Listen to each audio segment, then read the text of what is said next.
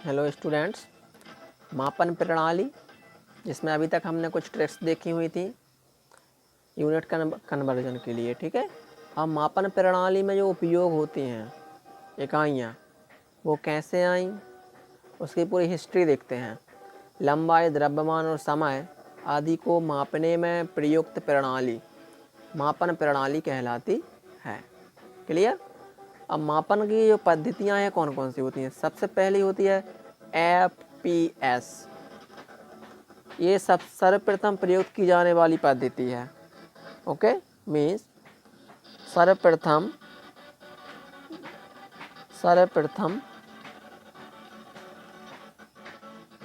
प्रयुक्त पद्धति। अब यदि आपसे पूछा जाता है कि सर्वप्रथम प्रयुक्त पद्धति कौन सी थी, तो आपका ऑप्शन हो जाएगा FPS। अब इसमें FPS मतलब एक शॉर्ट फॉर्म होता है। जैसे कि इसमें हम बात करें लंबाई का, तो लंबाई का जो मात्रक होता था FPS में, लंबाई का मात्रक ये होता था फुट। क्या होता था? फुट होता था। ठीक है। अब हम बात करते हैं लंबाई के बाद द्रव्यमान का। तो द्रव्यमान का जो मात्रक होता था ये होता था आपका पाउंड। एंड लास्ट आपका आता है समय। तो समय का जो मात्रक होता था, समय का मात्रक इस FPS में होता था सेकेंड, इसलिए इसको FPS पद्धति बोलते हैं। क्लियर। अब हम बात करते हैं CGS पद्धति। ये CGS पद्धति जो होती है ये सेकेंड नंबर पर प्रयुक्त की जाती है FPS के बाद। इसमें लंबाई का जो मात्रक होता था, लंबाई का मात्रक CGS पद्धति में होता था आपका सेंटीमीटर। क्या होता था? सेंटीमीटर। तो C आ गया इससे। इसके बाद द्रव्यमान की बात करें, तो द्रव्यमान का मात्रक जो होता था ये होता था आपका ग्राम, इसलिए इसमें आप G ले लिया। और समय का मात्रक, समय का जो मात्रक होता था वो सेकंड ही होता था। क्या होता था? सेकंड। तो देखिए CGS। अब हम बात करते हैं MKS पद्धति। MKS पद्धति में लंबाई का द्रव्यमान, किसका? लंबाई का द्रव्यमान, सॉरी लंबाई का मात्रक। लंबाई का जो मात्रक होता था मीटर होता था। क्या होता था? मीटर। हम बात करते हैं द्रव्यमान का, द्रव्यमान का मात्रक। तो द्रव्यमान का जो मात्रक होता था MKS पद्धति में वो होता था आपका किलोग्राम। किलोग्राम। एंड लास्ट बचा समय। तो समय का मात्रक, समय का जो मात्रक था वो आपका सेकंड ही था, इसलिए इसको MKS पद्धति बोलते हैं। अब SI पद्धति, स्टैंडर्ड जो आपका मानक पद्धति होती है वो SI पद्धति होती है। और SI पद्धति MKS पद्धति ही है। MKS पद्धति ही है मतलब लंबाई का मात्रक आपका रहेगा मीटर, जो कि अभी वर्तमान में भी चलता है।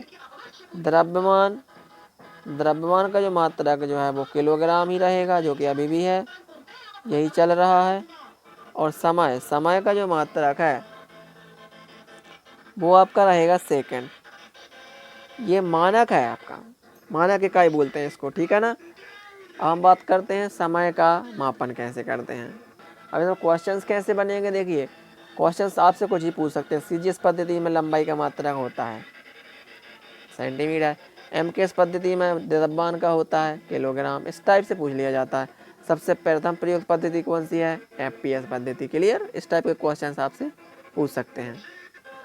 अब चलिए समय का मापन करते हैं। तो समय के मापन के लिए कुछ आपको टर्म याद होना चाहिए, क्योंकि हम जब इसके क्वेश्चन सॉल्व करेंगे तो ये यूज़ होंगे।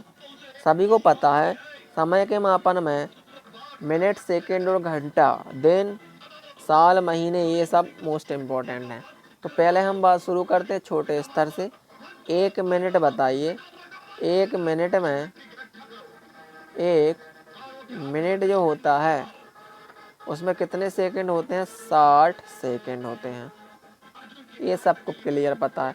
अब हम आपसे इसका बस रिवर्स में पूछें कि 1 सेकंड जो रहेगा वो क्या हो जाएगा, तो मिनट के हिसाब से हम बोले कि 1 सेकंड में कितने मिनट होंगे?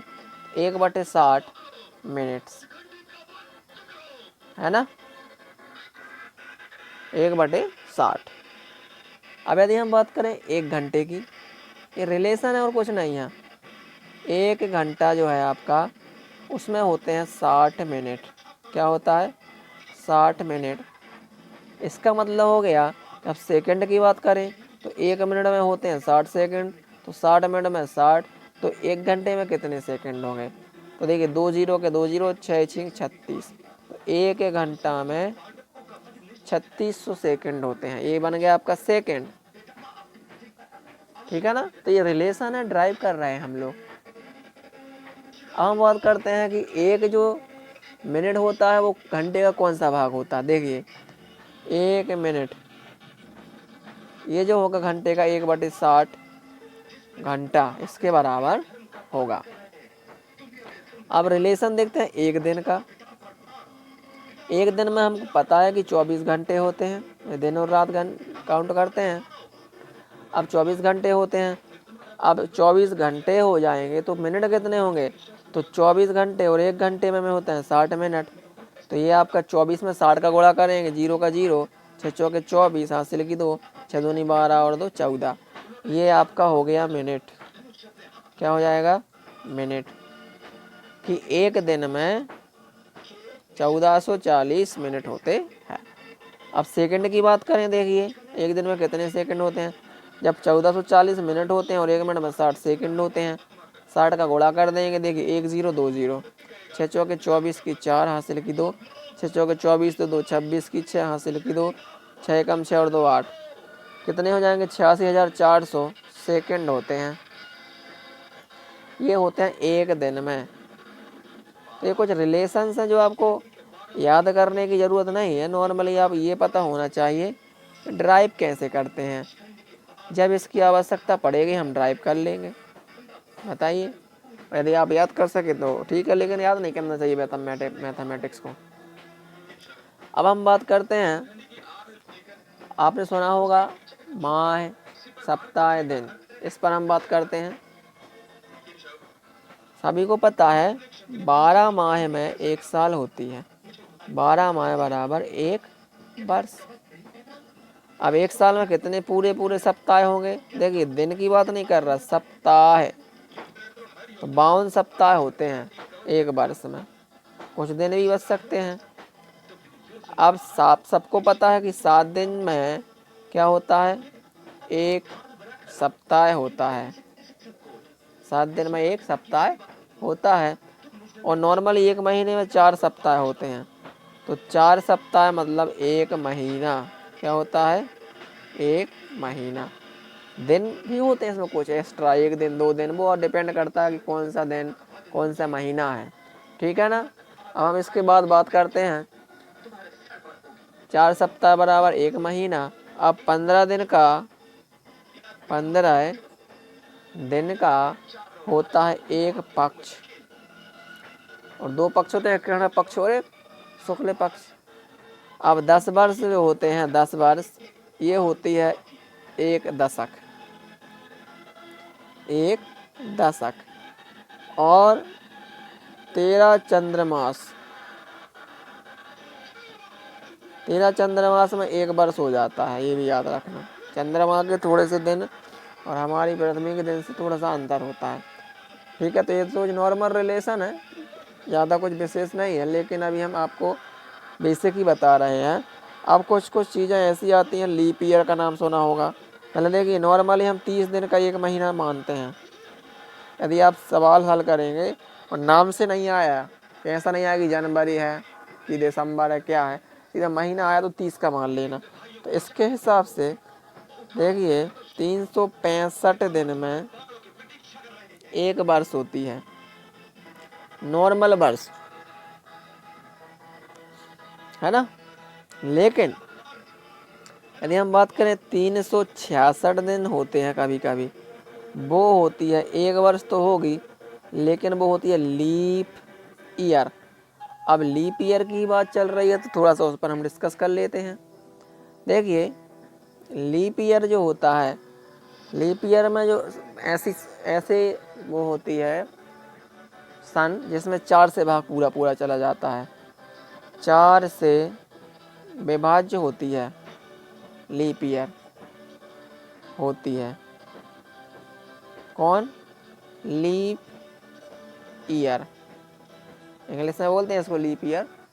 अब कैसे पता चलेगा? जैसे 2000 ये 4 से भागित होती है, देखिए 4 से भाग लगा के देखेंगे, 4 पंजे 20 और डबल 0, 500 बार होगी ये 4 से भागित, मतलब ये लीप ईयर है। हर 4 साल में आती है, तो 2000 के बाद 2004 में आई होगी, तो ये भी लीप ईयर है। अब 2004 के बाद 8 में, और 2008 के बाद सीधा 12 में, 2012 के बाद 16 में, और 2016 के बाद 20 में। मतलब ये जो आपका वर्ष चल रहा है, लीप ईयर चल रहा है, इसमें कोरोना आ गया है। अब ऐसा नहीं होता कि लीप ईयर में हर कोई कोरोना आता है, वो तो बीमारी है। ये सब लीप ईयर है, ठीक है ना। ये सब क्या है? Leap year. अब यदि हम बात करें, एक प्रश्न आपसे सीधा पूछ लिया जाता है कि एक सौर वर्ष कितना होता है। तो देखिए एक सौर वर्ष, सौर वर्ष इसको याद कर लेना थोड़ा सा, क्योंकि 365 इसमें दिन होते हैं, सीधा सीधा आपको याद करना है। सौर वर्ष में 365 दिन होते हैं। इसके अलावा घंटे कितने होते हैं? 5 घंटे होते हैं आपके। कितने घंटे? 5 घंटे। और मिनट भी रहेंगे 48 मिनट। अब सेकंड का इसमें विवरण नहीं मिलेगा आपको। तो ये सौर वर्ष होता है, इतना याद रख लेना, 365 दिन 5 घंटे 48 मिनट। क्लियर? ये सौर वर्ष होता है। ओके, क्या होता है आपका? एक सौर वर्ष, ठीक है ना। तो ये कुछ आपकी डिटेल थी जो कि हमने देखा है। अब नेक्स्ट देखते हैं, मोस्ट इम्पोर्टेंट ट्रिक, किस महीने में कितने दिन होते हैं। तो देखिए यहाँ पर मैं आपको एक, ये दोहा से भी याद हो जाता है, लेकिन मैं बिना दोहा के आपको बताने जा रहा हूँ। देखिए आपका जो हैंड होता है, हैंड में आप जिसको आपका जो अंगूठा होता है, इसको आप ऐसे फोल्ड करिए। अब ये देखिए, यहाँ से आप देखेंगे ये उभरा हुआ भाग है, ये दबा हुआ भाग है, उभरा और दबा हुआ। अब जो उभरा हुआ भाग होता है उसको 31 का होता है, उभरा हुआ भाग 31 का और दबा हुआ भाग 30 का। लेकिन नॉर्मली ये जो बीच वाला है 28 और 29 लिखे हैं इसमें, 28 और 29 जिसमें लिखे हुए हैं, ये जो रहेगा आपका, ये लीप ईयर आता है फरवरी।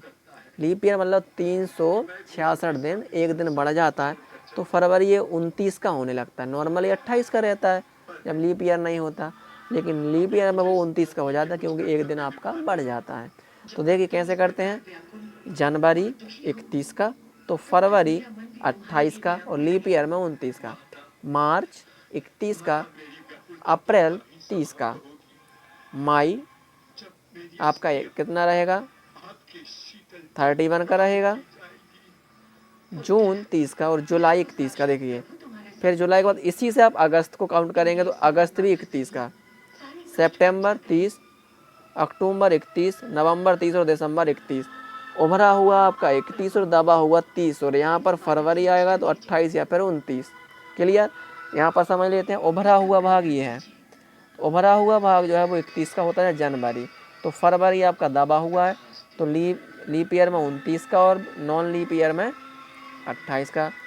मार्च उभरा हुआ है भाग, इसका मतलब 31 का रहेगा, और अप्रैल 30 का, मई उभरा हुआ तो 31, और जून 30 का, जुलाई 31 और अगस्त भी 31। इसी से काउंट कर लें, जुलाई अगस्त एक ही जगह से काउंट करते हैं।